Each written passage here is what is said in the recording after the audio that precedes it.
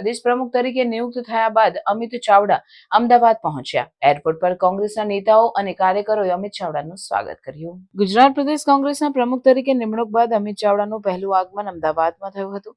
Airport પર કોંગ્રેસના નેતાઓ અને કાર્યકરોએ તેમનું ઉમંગભેર સ્વાગત કર્યું હતું. તેમના આગમન પર વધાવાની ધૂન, ફૂલહાર અને ઉમંગથી ભરેલી સભામાં પાર્ટી કાર્યકરોમાં નવી ઉર્જાનો અનુભવ થયો હતો. અમિત ચાવડા કોંગ્રેસમાં જાણીતા અને અનુભવી નેતા છે. તેઓ અગાઉ પણ 2018 થી 2021 દરમિયાન પ્રદેશ પ્રમુખ રહી ચૂક્યા છે.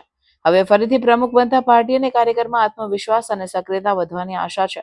અમિત ચાવડા જમીન સ્તર પર કાર્યકરોમાં લોકપ્રિય છે અને સ્થાનિક સમસ્યાઓને લઈ હંમેશા લાગણીશીલ રહ્યા છે. અમિત ચાવડાની સાથે સાથે તુષાર ચૌધરીને ગુજરાત વિધાનસભામાં કોંગ્રેસ પક્ષના નેતા બનાવી નિમાયા છે. આ સંગઠનાત્મક ફેરફારો પક્ષને વધુ મજબૂત બનાવવા અને આગામી 2027ની વિધાનસભા ચૂંટણી માટે તૈયારીના ભાગરૂપે કરવામાં આવ્યા છે. કોંગ્રેસની આગેવાની હેઠળ પણ પક્ષ વધુ સંગઠિત અને મજબૂત બનશે તેવી આશા જતાવવામાં આવે છે. અમિત ચાવડા રાજકારણમાં શુદ્ધ છબી ધરાવે છે અને રાજકીય પરિવારમાંથી આવે છે. તેઓ મધ્ય ગુજરાતના આણંદ જિલ્લાથી આવે છે અને 5 વખતથી ધારાસભ્ય તરીકે ચૂંટાતા આવ્યા છે.